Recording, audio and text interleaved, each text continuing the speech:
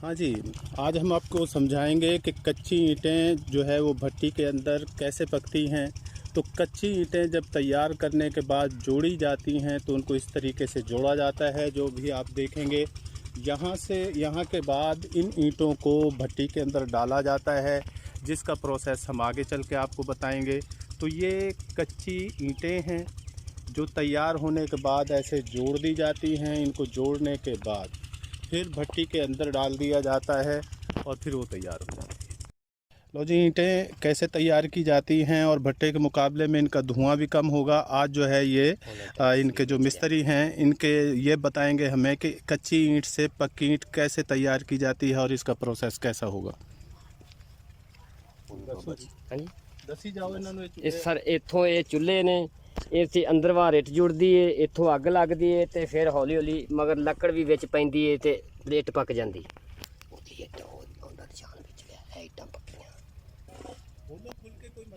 ਇਹ ਜਿਹੜੀਆਂ ਉੱਤੇ ਇੱਟਾਂ ਦਿਸ ਰਹੀਆਂ ਨੇ ਇਹ ਇਹਦੀ ਪਕਾਈ ਹੈ ਬਹੁਤ ਅੱਛੀ ਪਕਾਈ ਬਸ ਮੈਨੂੰ ਬੋਲਣਾ ਹੀ ਨਹੀਂ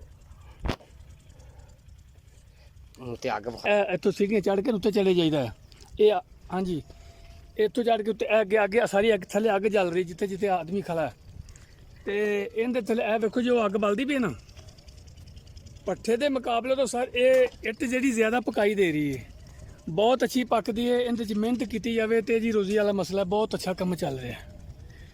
ठीक है ना। हाँ जी जी इन्हें अगे फुकर लाई दा है, लकड़ लाई दी है, आदमी काम कर रहे हैं। हाँ जी ये जी बहुत अच्छा काम है। ये असी ढिंगशाह तो आए हैं बड़ी दूर तो काम करने वास्ते इत्थे ते इंशाअल्लाह अच्छा ही जरा ना टारगेट अच्छा ही होगा, काम भी अच्छा होगा। बहुत ठीक है कारोबार जी बस ठीक है।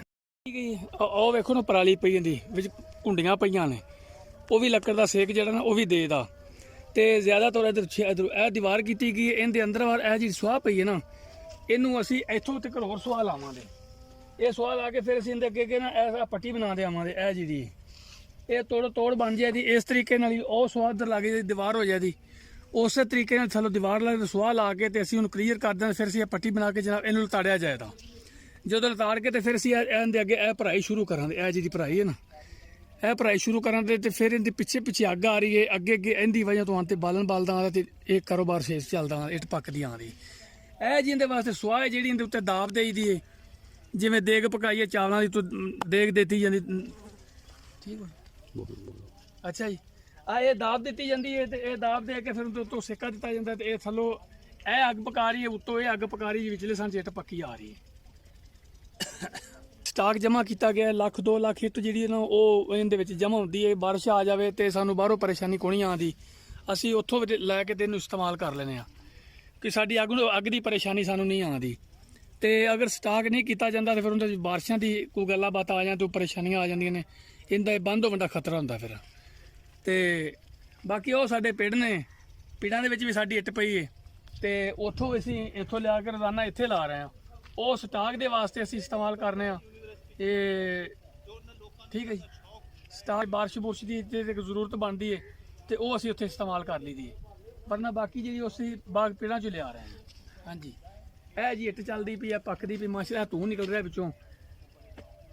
ਓਕੇ ਲੋਹੇ ਦੇ ਇਹਦੇ ਨਾਲ ਅਸੀਂ ਇਹ ਵੇਖੋ ਨਾ ਇਹ ਜਿਹੜੀ ਹੈ ਸਾਡੀ ਇਹ ਕੁੰਡੀ ਹੈ ਇਹਨੂੰ ਅਸੀਂ ਐਂ ਇੱਟ ਪਾ ਕੇ ਤੇ ਬਾਹਰ ਕੱਢ ਸਕਦੇ ਹਾਂ।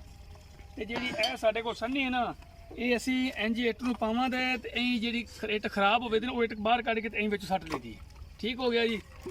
ਉਹ ਜਿਹੜਾ ਸਾਡੇ ਕੋਲੇ ਉਹ ਸਰੀਆ ਪਿਆ ਜੀ ਸਾਡੇ ਕੋਲੇ। ਚਲੋ ਆ ਜਾਓ ਇਹ ਸਰ ਸਾਡੇ ਕੋਲ ਜਿਹੜਾ ਸਰੀਆ ਨਾ ਇਹ ਉਹ ਚੀਜ਼ ਵਾਸਤੇ ਇਸਤੇਮਾਲ ਅਸੀਂ ਕਰਨੇ ਆ ਵੀ ਜਦੋਂ ਇਹ ਸਾਰੇ ਕੋਲ ਇਹਦੇ ਵਿੱਚ ਮੋਰੇ ਦੇ ਵਿੱਚ ਡਾਲੀਏ ਨਾ ਤੇ ਫੂਕਰ ਨਾ ਬਾਲਦਾ ਹੋਵੇ ਉਹਨੂੰ ਅਸੀਂ ਲਾ ਕੇ ਤੇ ਉਹਦੇ ਨਾਲ ਫੂਕਰ ਨੂੰ ਜ਼ਰਾ ਥੋੜਾ ਜਿਹਾ ਮਜ਼ੀਦ ਬਾਲ ਲਈਦਾ। ਤੇ ਜਿਹੜਾ ਧੂੰਆਂ ਇਹਦਾ ਇਹ ਪੱਠੇ ਦੀ ਨਿਸਬਤ ਇਹ ਅੱਛਾ ਧੂੰਆਂ ਹੈ। ਇਹਦੇ 'ਚ ਨੁਕਸਾਨ ਕੋਣੀ ਦਾ ਇਹ ਜਿੱਥੇ ਮਰਜ਼ੀ ਚੱਲੀ ਜਾਵੇ ਪੱਠੇ ਦਾ ਧੂੰਆਂ ਨੁਕਸਾਨ ਦੇ ਇਹ ਚੀਜ਼ ਦਾ ਧੂੰਆਂ ਨੁਕਸਾਨ ਦੇ ਨਹੀਂ ਹੋ ਸਕਦਾ।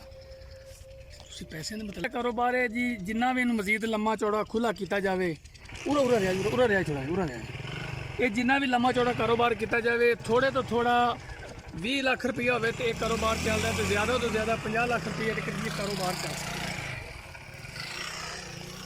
ਉਹ ਨੁਕਸਾਨਦੇਹ ਚੀਜ਼ ਹੈ। ਕੋਲੇ ਵਾਲਾ ਜਿਹੜਾ ਇਹ ਧੂਏ ਦਾ ਨੁਕਸਾਨ ਏਡਾ ਲੰਮਾ ਚੌੜਾ ਕੋਣ ਜਾ, ਇਹ ਬਿਲਕੁਲ ਚੀਜ਼ ਸਹੀ ਚੱਲ ਰਹੀ। ਇਹਨੂੰ ਕੋਈ ਵੀ ਚੀਜ਼ ਇਹਨੇ ਜਿਹੜੀ ਆਪਣਾ ਗੌਰਮੈਂਟ ਦੇ ਲਿਹਾਜ਼ ਨਾਲ ਵੇਖਿਆ ਜਾਏ, ਇਹਦਾ ਕੋਈ ਨਫਾ ਨੁਕਸਾਨ ਨਹੀਂ ਉਹ ਕਰ ਸਕਦੇ, ਇਹਨੂੰ ਬੰਦ ਨਹੀਂ ਕਰ ਸਕਦੇ, ਇਹਨੂੰ ਕਸਟਮ ਨਹੀਂ ਪੈ ਸਕਦਾ, ਇਹਨੂੰ ਕੋਈ ਚੀਜ਼ ਨਹੀਂ ਪੈਂਦੀ ਕਿ ਆਪੋ ਆਪਦੇ ਬਾਹਰੋਂ ਖੇਤਾਂ 'ਚ ਲੋਕਾਂ ਨੇ ਲਾਏ ਹੁੰਦੇ ਨੇ ਜੀ। ਇਹ ਜੀ ਕੱਚੀ ਇੱਟ ਚੱਲ ਕੰਮ ਚੱਲ ਗਿਆ, ਇਹ ਕੱਚੀ ਇੱਟ ਸਰ ਤੇ ਇਹ ਪੱਕੀ ਇੱਟ ਇਹ ਵੇਖੋ ਨਾ, ਠੀਕ ਹੋ ਗਿਆ ਜੀ। ਇਹ ਚੁੱਲ੍ਹੇ ਤੁਸੀਂ ਜਲਾਣੇ ਇਹਨੂੰ ਅੱਗ ਜਲਾਈ ਦੀ ਏ, ਇਹਦੇ ਅੱਗੇ ਇੱਟਾਂ ਜੋੜੀ ਦੀਆਂ ਨੇ। ਇਹ ਕੱਚੀ ਇੱਟ ਇਹਦੇ ਅੱਗੇ ਜੋੜੀ ਦੀ ਹੈ, ਇਹਦੇ ਅੱਗੇ ਇੱਥੇ ਕੱਚੀ ਇੱਟ ਜੋੜੀ ਦੀ ਹੈ। ਜੋੜ ਕੇ ਤੇ ਫਿਰ ਜਨਾਬ ਜੀ ਤੁਸੀਂ ਅੱਗ ਬਾਲੀ ਦੀ ਹੈ, ਅੱਗ ਬਾਲ ਕੇ ਫਿਰ ਇਹਨੂੰ ਅਸੀਂ ਪਕਾਣੇ ਤੇ ਫਿਰ ਸਰ ਇਹ ਰਿਜ਼ਲਟ ਇਹਦਾ ਅੱਗੇ ਆਉਂਦਾ। ਠੀਕ ਹੋ ਗਿਆ ਜੀ।